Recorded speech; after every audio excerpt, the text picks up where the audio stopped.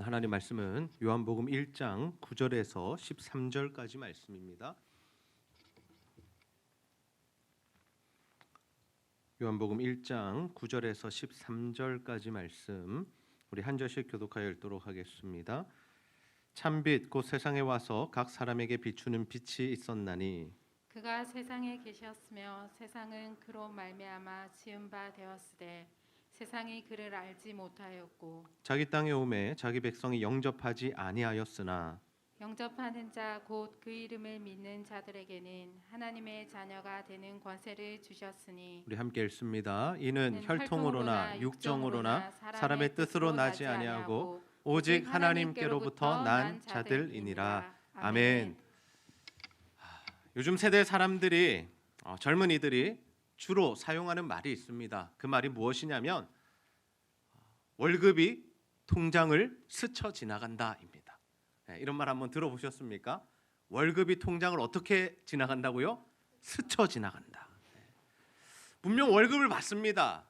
매달 어떤 일정한 날이 되면 회사로부터 월급을 받는데 대출 이자가 나가고요, 학자금을 갚아야 하고요, 카드값이 나가고 또 공과금들이 나가고 나면 통장에 뭐가 남아있지 않는 겁니까? 잔액이 남아있지 않는 겁니다.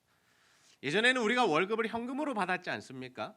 제가 어릴 적만 해도 이 아버지께서 월급을 받아오시면 이 현금을 가져오시고 봉투에 두둑히 담긴 그 현금을 어머니에게 주시면 그 어머니가 그 돈으로 살림을 하시고 시장도 보시고 아이들에게 필요한 것도 사주시고 또 남는 금액들은 저금도 하는 이러한 시스템이었습니다. 근데 요즘은 사람들이 다 뭘 쓰게 되냐면 신용카드를 쓰게 되죠. 참 편리합니다. 어딜 가나 신용카드만 있으면 결제가 됩니다. 단돈 1,000원짜리라 할지라도 신용카드만 있으면 결제가 되고 당장에 내 돈에 주머니가 없고 내 지갑에 현금이 없더라도 모든 것들이 해결이 가능합니다. 그래서 그것을 먼저 쓰고 나서 결제일이 다가오면 통장에서 돈을 빼가는 그 시스템이 되었다라는 거죠. 그러다 보니까 카드 결제일이 되면 어떻습니까? 돈이 쑥쑥 빠져나갑니다. 물론 우리가 쓴 돈이고 우리가 소비한 금액이지만 그렇게 돈이 나가다 보니까 통장에 돈이 머물러 있지 않게 되는 거죠. 그런데 사람들은 자기 통장에 돈이 좀 머물러 있었으면 좋겠다라는 생각을 가집니다. 그냥 스쳐 지나가지 말고 좀 머물러 있었으면 좋겠다. 잔액에 많은 금액이 좀 찍혀 있으면 좋겠다라고 생각하며 살아가죠.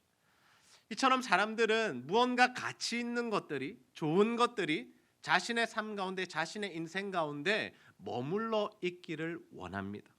돈뿐만이 아니죠.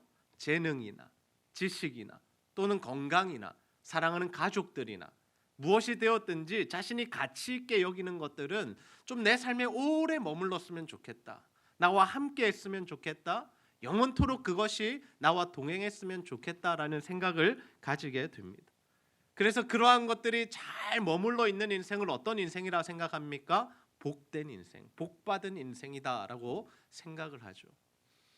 그러면 그리스도인들의 인생에 반드시 머물러 있어야 하는 것은 무엇일까요? 우리 인생에 절대로 스쳐 지나가는 것이 아니라 계속해서 영원토록 머물러 있어야 하는 것은 무엇이겠습니까? 특별히 올 한 해 우리 성도님들은 자신의 삶 가운데 뭐가 머물러 있기를 소원하며 간구하며 기도하며 이 한 해를 시작하고 있으십니까? 예수님의 제자 요한은 이 예수 그리스도가 누구신지 예수 그리스도의 복음에 대한 책을 기록했습니다. 그래서 사람들은 이 책을 보면서 요한복음을 보면서 예수가 누구신지를 알게 되고 복음이 무엇인지를 깨닫게 됩니다. 그렇다면 요한이 소개하는 예수님, 복음은 누구실까요? 우리 요한복음 1장 1절 말씀 함께 읽겠습니다. 시작. 태초에 말씀이 계시니라. 이 말씀이 하나님과 함께 계셨으니 이 말씀은 곧 하나님이시니라. 아멘. 이 말씀이 굉장히 중요한 말씀입니다. 요한복음 1장 1절 말씀. 요한은 예수님을 누구로 소개하고 있냐면 태초부터 계셨던 말씀이라고 소개하고 있습니다. 그래서 우리가 이 말씀이라는 단어에 예수님이라는 이름을 넣어서 이 말씀을 다시 한번 읽어보면 태초에 예수님이 계셨습니다. 그런데 이 예수님께서 하나님과 함께 계셨고 이 예수님은 곧 하나님이십니다라고 우리가 읽을 수 있습니다. 예수님은 삼위일체 하나님이시죠. 그래서 요한의 시대에 오셨던 그 예수님께서 갑자기 나타나신 분이 아니다라는 겁니다. 사람들의 눈에 보이는 그 예수님, 성육신하신 예수님은 역사의 어느 시점에 오셨지만, 그리고 십자가 지시고 죽으신 이후에 부활하시고 승천하셔서 이 땅에 계시지 않지만, 그 예수님은 어떤 분이시라는 겁니까? 태초부터 하나님과 함께 계셨던 삼위일체 하나님이시다라는 거죠. 그 예수님께서 하신 일이 뭐냐? 요한복음 1장 2절에서 3절 말씀인데요. 그가 태초에 하나님과 함께 계셨고 만물이 그로 말미암아 지은 바 되었으니 지은 것이 하나도 그가 없이는 된 것이 없느니라. 아멘. 예수님이 하나님과 함께 계셨는데 태초부터 그 예수님께서 하신 일이 뭐냐? 천지를 창조하셨다라는 거죠. 예수님이 없이 지음 받은 것은 단 하나도 없다라는 겁니다.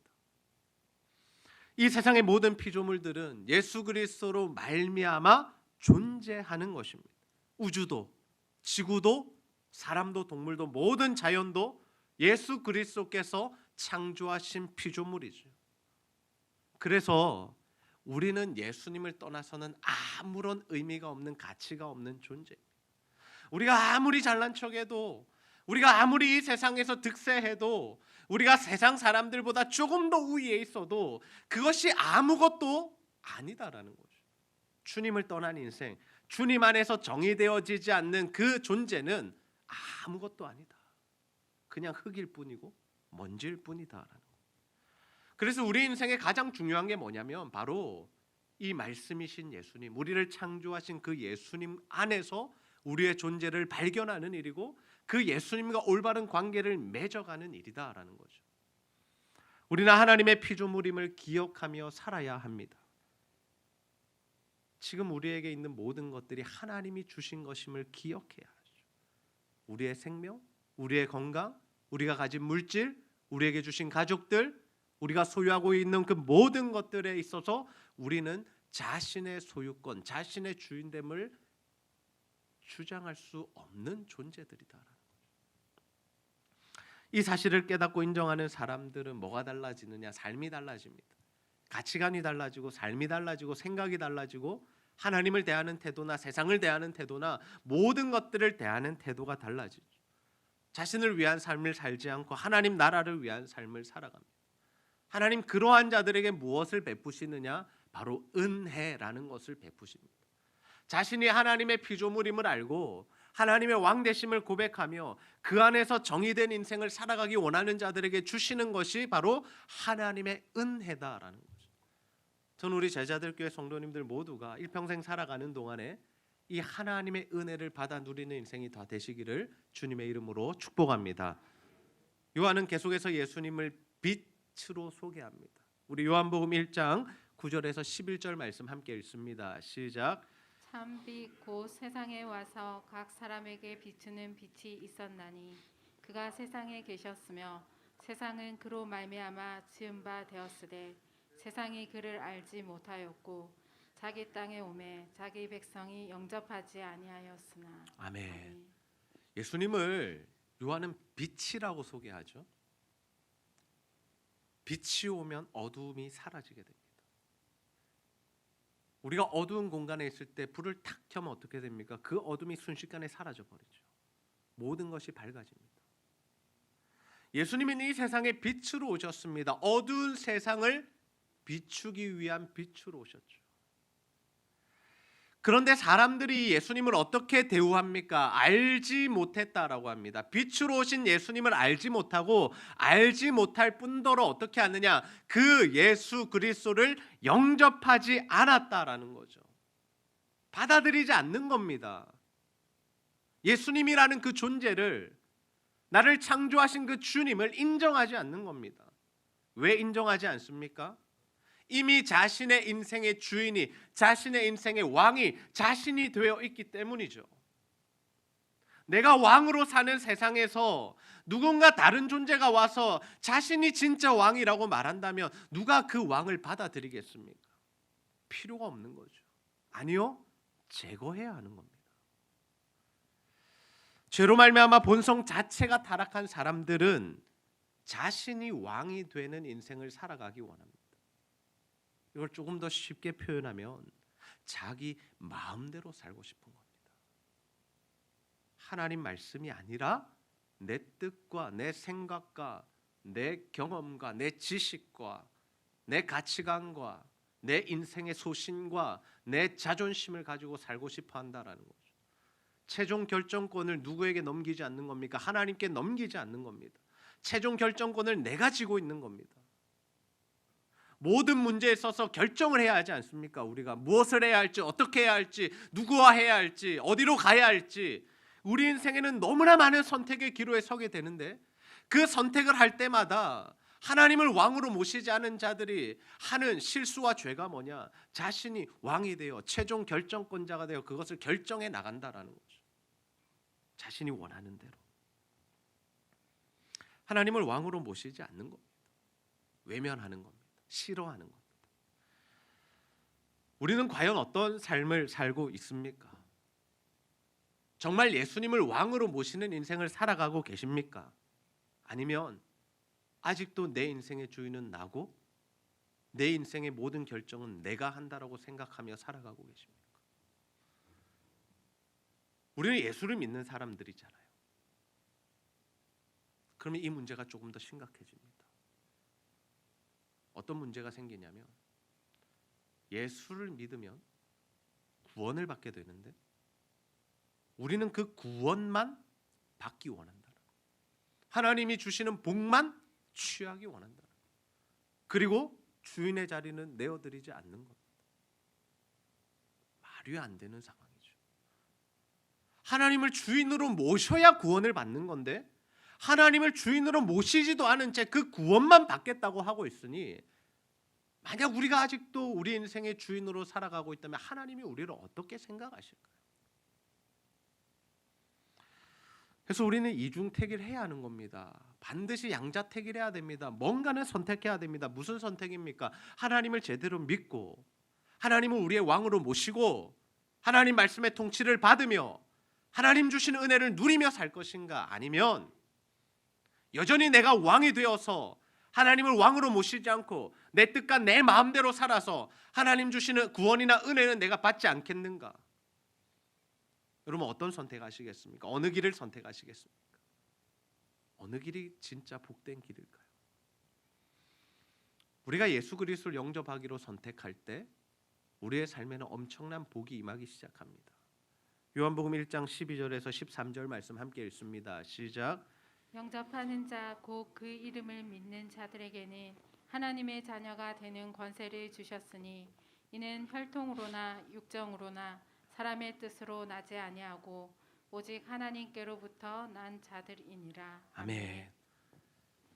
우리가 예수를 믿기로 결정하고 주님이 주시는 은혜로 그 믿음의 삶을 시작하게 될 때 우리의 신분이나 존재 자체가 완전히 변하게 되는데 그 새로운 신분이 무엇이냐면 바로 하나님의 자녀가 되는 것입니다. 더 이상 우리는 우리라는 이 존재, 나라는 존재로 살지 않고 어떤 존재로 살게 되느냐? 하나님의 자녀로서의 삶을 살아가기 시작한다라는 거죠. 여러분 예수 그리스도를 영접하셨습니까? 예수 그리스도를 영접한다는 것은 무엇이냐면 주님을 내 삶의 주인으로 모시는 겁니다. 그것을 성경적 용어, 신학적 용어로 뭐라고 이야기하냐면 거듭났다 또는 회심했다라고 표현합니다. 우리가 거듭난다는 것은 무엇이냐면 완전히 나를 죽이고 나의 자아를 죽이고 주님이 내 인생의 주인 되셔서 주님이 내 인생을 주장하시고 주관하시고 인도해 주시옵소서라고 나의 모든 결정권들을 주님 앞에 내어놓는 것, 그것이 바로 거듭남이라는 거죠. 그래서 예수를 믿는다라는 것은 지정의의 변화입니다. 단순히 지식적인 회심이 완전한 회심이 아니다라는 거예요. 나 예수가 있는 게 믿어져. 나 예수를 믿으면 천국 가는 걸 알아. 그거는 지적인 변화고요. 우리의 마음이 변해야죠. 그래서 나는 주님이 너무 좋아. 나는 주님과 함께 살고 싶어. 나는 주님 말씀대로 살래. 이것은 감정적인 변화고요. 그리고 한 가지 더가 필요하죠. 어떤 변화가 필요하냐? 의지적인 변화가 필요한 겁니다. 나의 의지로, 하나님 나에게 주신 그 자유의지로, 나의 선택권으로 뭘 선택하는 겁니까? 주님을 선택하는 거죠. 하나님의 말씀을 선택하는 겁니다. 하나님이 가장 기뻐하시는 일이 무엇인지를 분별하고 그 일에 우리의 목숨을 거는 것이죠. 그래서 우리가 예수 그리스도를 믿어 새로운 존재가 될 때 우리에게 주어지는 변화가 뭐냐? 아버지의 자녀로서의 특권을 누리는 겁니다.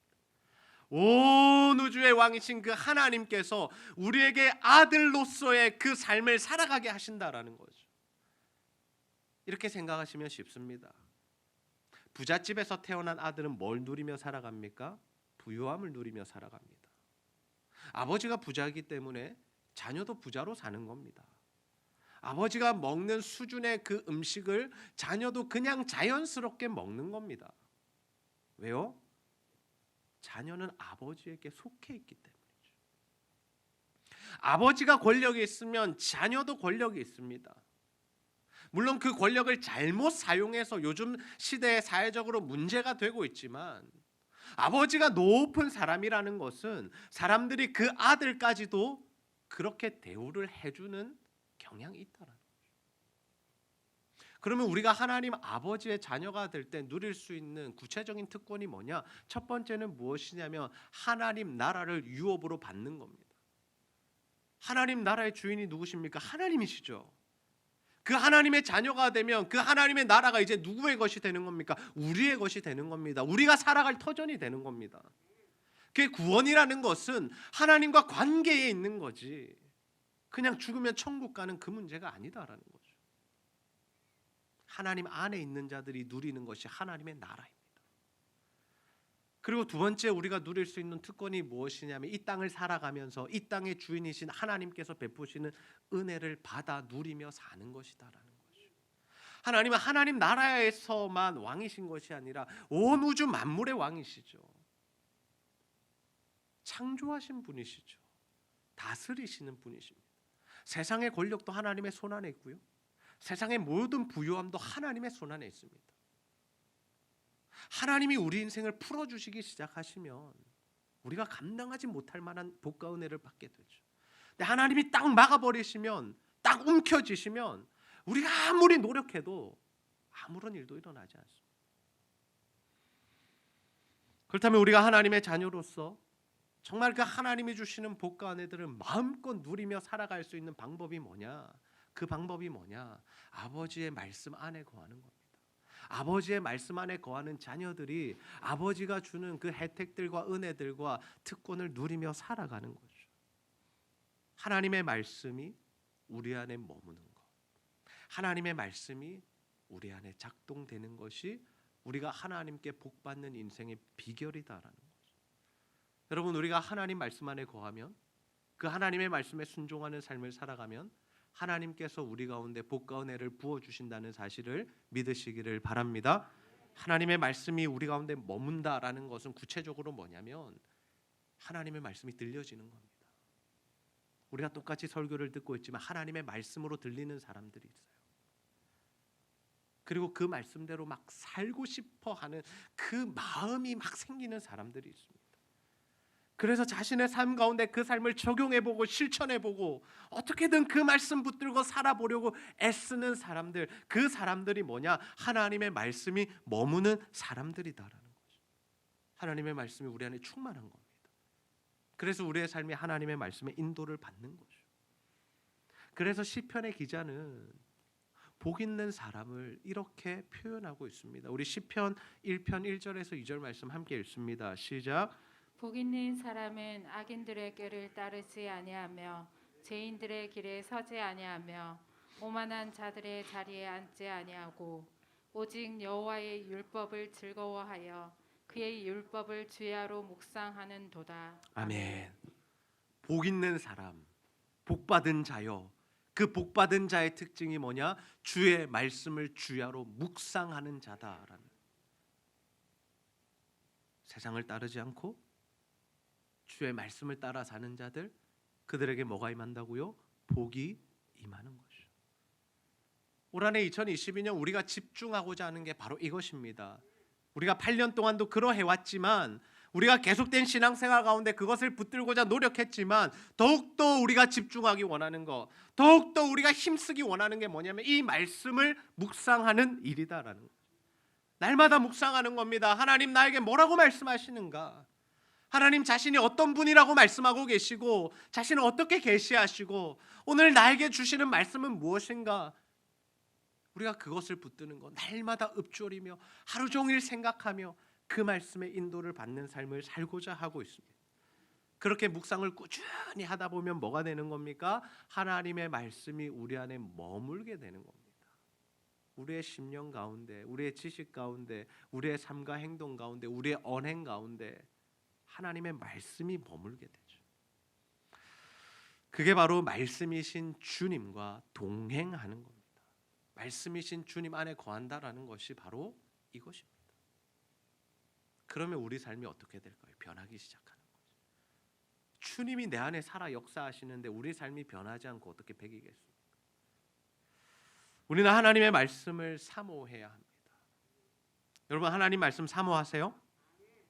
정말 주의 말씀 읽으며 묵상하며 설교 듣는 거 즐거워하시고 기뻐하십니까? 하나님께 복받는 사람들 특징이 있습니다. 하나님께 복받는 사람들 특징. 그 특징이 뭐냐? 하나님의 말씀을 사모하는 겁니다. 하나님의 말씀을 사모하는 자들, 그들에게 하나님의 복이 임합니다. 하나님의 말씀 사모한다는 게 구체적으로 어떤 것입니까? 사모하는 마음을 가지고 예배에 참여하는 겁니다. 하나님 오늘 내게 주실 그 말씀을 기대하면서 이 자리에 나오는 겁니다.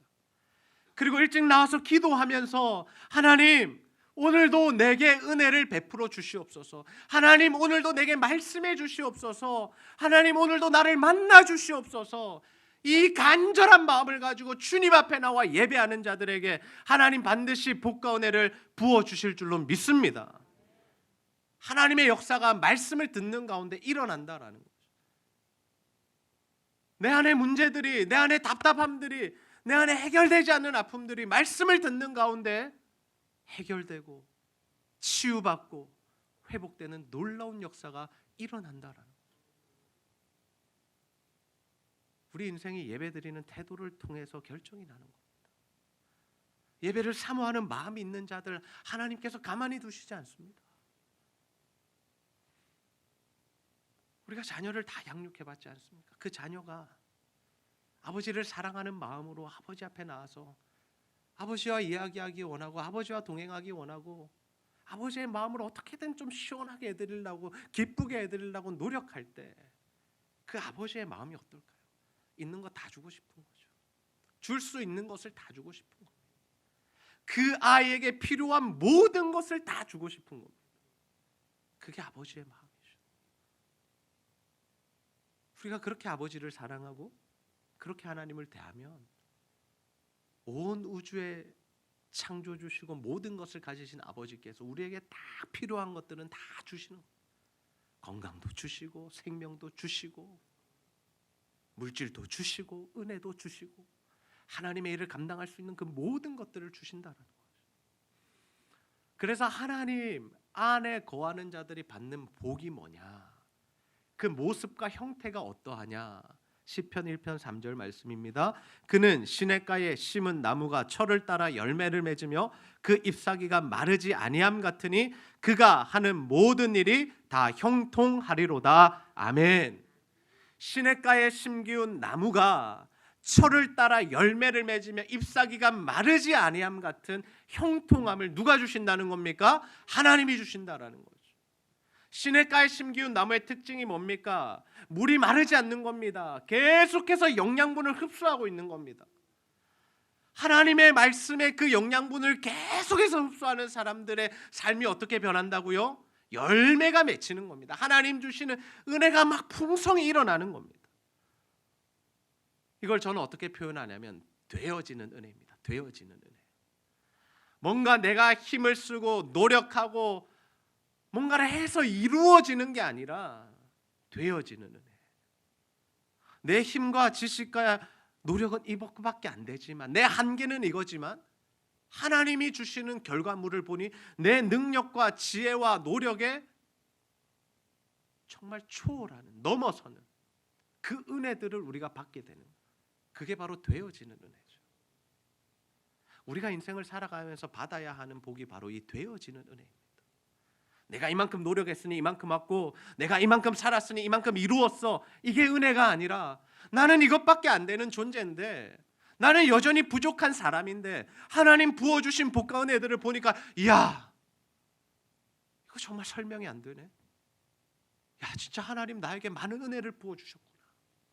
하나님 진짜 살아계시는구나. 이것이 고백되어지는 삶, 그게 바로 되어지는 은혜를 받은 자들의 삶이죠. 우리가 똑같이 노력해도 하나님께서 더 큰 은혜를 부어주시는 사람들이 있습니다. 모든 사람들이 고생하며 삽니다. 애쓰며 살아가며 피곤한 삶을 살아갑니다. 그 누구도 편하게 사는 사람 없습니다. 그런데 하나님이 은혜를 베푸시면 그 사람의 삶의 모습이 달라지게 된다는 이유가 뭘까? 은혜를 받는 분량의 차이가 있기 때문에. 하나님은 동일한 분이시고 우리는 동일한 하나님을 모시고 동일한 아버지로 고백하며 살아가지만 그 아버지를 어떻게 대하느냐에 따라서, 얼마나 그 하나님을 사모하고 사랑하고 주의 말씀을 사모하느냐에 따라서 삶의 모습은 천차만별로 달라질 수 있다는 거죠. 여러분, 우리가 하나님의 말씀에 거하는 만큼, 우리가 하나님의 말씀을 사모하는 만큼 하나님의 은혜가 우리 가운데 머물러 있다라는 사실을 기억하시기를 바랍니다. 우리가 하나님의 말씀과 무관한 삶을 살아가면 하나님의 은혜도 우리에게 임하지 않습니다. 예수를 믿기는 믿는데 하나님의 말씀과는 전혀 상관없는 삶을 살아요. 그 사람에게는 하나님의 은혜가 임하지 않는 거죠. 왜요? 하나님 말씀이 전혀 머물지 않으니까. 근데 하나님의 말씀이 스치는 사람들이 있습니다. 통장에 월급이 잠시 스치고 지나가듯이 우리 삶에도 말씀이 잠깐 스치는 사람들이 있어요. 어떤 사람들일까요? 그냥 예배 드릴 때 잠시 잠깐 말씀에 은혜 받는 사람들. 한 달에 한 번, 1년에 한 번 정도 하나님 말씀 은혜 받는 사람들. 그 사람들은 말씀이 스치는 사람. 그 사람들에게 하나님의 은혜가 얼만큼 임할까요? 하나님의 은혜가 스치고 지나가는 거예요. 잠시 잠깐 임하는 거죠. 근데 하나님의 말씀이 우리 삶에 머무르면 주일마다 은혜 받고 예배 때마다 은혜 받고 날마다 말씀 묵상하고, 그래서 주의 말씀이 우리 가운데 날마다 풍성하게 역사하기 시작하면 하나님의 은혜가 우리 삶 가운데 폭포수처럼 정말 우리가 쌓아 담아둘 곳이 없는 그 하나님의 은혜가 우리의 삶 가운데 임하게 될 줄로 믿습니다. 우리가 목숨 걸어야 할 일이 무엇입니까? 이것입니다. 여러분, 돈 벌려고 목숨 걸지 마시고, 건강하려고 목숨 걸지 마시고, 높이 올라가려고 목숨 걸지 마시고, 내 자녀 내 뜻대로 키우려고 목숨 걸지 마시고, 하나님 말씀에 머물기 위해서 목숨을 거시기를 주님의 이름으로 축복합니다. 하나님 말씀 읽으십시오. 묵상하십시오. 설교 말씀을 정말 하나님의 음성으로 들으십시오. 사람이 대단한 것 아닙니다. 하나님의 말씀이기 때문에 그렇게 들어야 하는 겁니다. 저는 우리 제자들교회 성도님들 모두가 2022년 올 한 해를 시작하면서 오늘 이 말씀을 붙들고, 하나님 정말 말씀을 붙들겠습니다, 말씀이 머무는 인생이 되겠습니다, 결단하는 성도님들 다 되시기를 소원합니다. 다른 것에 힘 빼지 맙시다. 다른 것에 힘 빼지 맙시다. 다른 은혜 구하지 맙시다. 오직 하나님 말씀 붙듭시다. 그래서 그 하나님의 말씀을 붙들어서 하나님의 은혜와 하나님의 복이 우리 삶 가운데 충만히 임하는 삶을 살아가는 저와 여러분 다 되시기를 주님의 이름으로 축복합니다.